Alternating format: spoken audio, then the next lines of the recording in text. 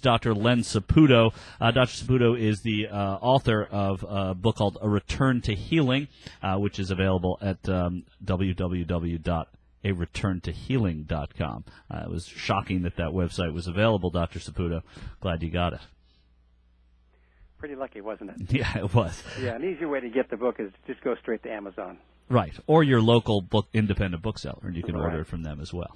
The book, though, is called A Return to Healing. Dr. Saputo, you have practiced for a great deal of time what many people would refer to as, or you call it integral health medicine. So it's integrated medicine. Is that right? Yeah, it's a way of looking at a bigger system. I think what we do in healthcare today is we try to give people something, a pill or some kind of treatment, get them back on their feet and back to work, and don't look any deeper into what the causes of things are. So Western medicine is really a model that looks at treating symptoms, not looking at deeper causes. Right, and so by putting in that search for what the causes, the root causes of any kind of ailment would be, it sort of makes it integrated health, because you're taking the Eastern sense of medicine and blending it with the Western medicine. Is that right? Yeah, sure. We're looking at all different kinds of styles. If something can help somebody, we need to use it. 50% of Americans have a chronic disease, and that's far too many people that are sick. So we've basically failed at trying to solve that problem. So we can take all the help we can get, and if we want to use any therapy that's out there and a patient wants to do it, we take a look at it, and that's what we call integrative medicine. Excellent. Dr. Saputo, when, the debate, of course, and the conversation, certainly the political conversation, I think it actually goes beyond those limits, is about healthcare in America now, about the legislation before Congress, about the White House's proposals, and it's gotten pretty ugly out there, as you know. But I think the ugliness is taken away from what the actual work at hand is, and that is creating a healthcare system that gets coverage for Americans. You are a physician, and you have clearly a background in different kinds of medicine, but as a doctor, you're somebody who would be in some way affected by this. What do you see both, let's take your the analog of what your practice is to how America should be treating healthcare. I mean, we could be putting a Band-Aid on the healthcare problem in America by funding it, getting some sort of compromise out of the Congress, and having healthcare, or we could look at the root problem. So the mixing of the East and West as an approach to our healthcare crisis in America, how would you see that how would you address that? Well, that would be a part of it for sure, Michael. I mean, that's a start. But the real problem has to do with America itself. I mean, Congress has lost its credibility. It has totally let the American people down. They have not come up with a plan. And Barack Obama, I'm hoping, will still come up and come up with some kind of solution. Nothing is going to change the way things are going. They're protecting the corporate America. And corporate America is what Congress is responding to. They're not responding to we the people. So we've got to find a system that we develop that can bring better health care to us. It's not just about giving every American health care, which I think is a right. That's an important part of it, but that is never going to happen the way Congress is moving now. A single payer is off the table. The public option is off the table. We're looking at doing what the insurance company lobbies are trying to accomplish by spending $1 million a day lobbying for Congress. That's totally unacceptable. And even if we had a system that was a single payer and everybody was getting health coverage, it wouldn't work, because we have a system that costs too much, is not safe, and has resulted in 50% of Americans having a chronic disease. We need to shift the paradigm to one that is based on lifestyle medicine that keeps us healthy. And until that happens, we're going to be stuck in the jam that we're in. I don't see it being solved by Congress in the next year. And when you say you don't see it being resolved, I mean, they're clearly addressing the health care issue. And, John Kennedy said we're going to go to the moon. He didn't live to see it, and they made it to the moon. This seems to be the initial stages. Actually, probably the Clinton health care plan, the fiasco of 1993, was the initial failures. But the initial conversation, certainly in my political awareness of health care, though it's been talked about since Harry Truman. What do you see then as what has to happen now? Not just the public option versus the cooperative that they're talking about now, but what's the root of the solution to the health crisis in America? Well, the people have to take this in their own hands.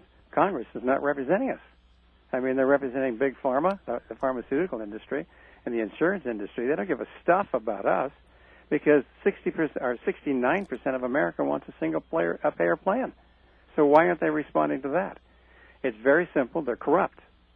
And as long as that's the situation, then we have to go back to the grassroots and reclaim our democracy through these town hall meetings, which I think are starting to spring up all over the place.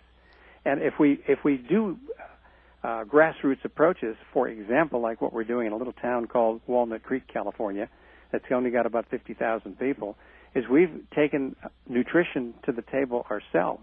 And what we have done is come up with an expert panel of people, of healthcare professionals, doctors and nutritionists, et cetera, from the major institutions, and decided that we should have no high fructose corn syrup in the first 3 ingredients, no trans fat, and sufficient fiber. Now we're instituting that in every city in Contra Costa County, which is 19 mayors. Every mayor has taken a pledge to follow those principles in every meal they serve and every vending machine that's in their cities. This is the kind of movement that I think America has to stand up and look to. It's we the people that have to go back to set the standards for what we want in this country, because we can't depend on government to do it for us. Well, I want to interrupt, and we're talking to Dr. Len Saputo now. Dr. Saputo, I don't disagree with that, and I mean, and there's part of it that sounds fantastic in the real sense of the word, and there's part of it that says, well, it's happening in Contra Costa, in Contra Costa County. It can happen anywhere in America, though. There's I would say, an epidemic of progressive thought in parts of Northern California and the state of California that doesn't exist in some of the places where these town halls are cropping up.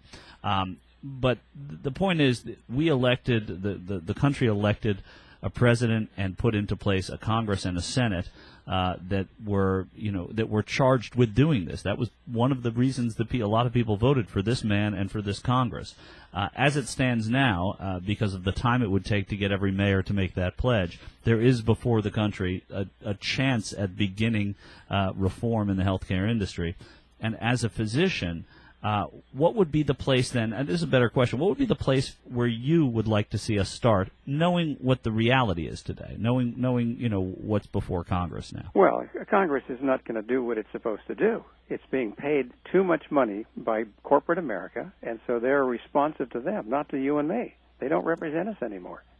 So if we want to make a change, we have to either vote for people that won't do that, we have to clean up the corruption in Congress and the relationships they have with big pharma and the insurance industry, or there's no place to go. So that's why I say we can do it at the grassroots level. We did it 200 years ago. We need to do it again.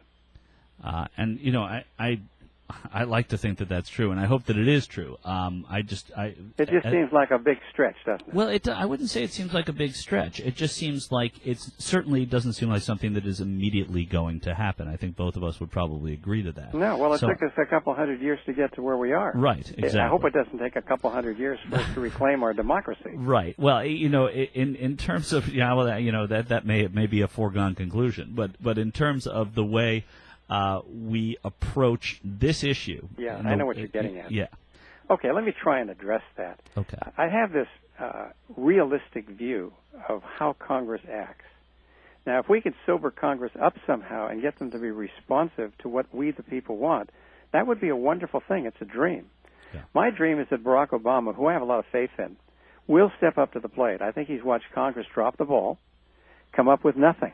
They don't have a plan that makes any sense in terms of restoring health care to how we need to have it and how it was maybe 100 years ago, where we actually cared about people rather than try to get them back on their feet and back to work. So if we could if we could have a way to have a voice there, that would make a big difference. To give them ideas of what to do to try and rearrange the chairs on the deck of the Titanic as it's going down doesn't make much sense to me. Yeah. And that's, I think, what we're facing. So I don't know a way to answer your question because I don't see it happening. I don't see Congress voting on a bill that's going to give us what we need in this country to have health care that is preventive as well as serving all the people in this country. I mean, let's face it, 47 million Americans have no health care at all, and these are working Americans. They make too much money to qualify for Medicare. They don't make enough to qualify for insurance. And there are another 100 million that if they had a major sickness would go bankrupt. 62% of the bankruptcies in this country are because of health care debt. Now, what are we doing to help those people? And the answer is nothing.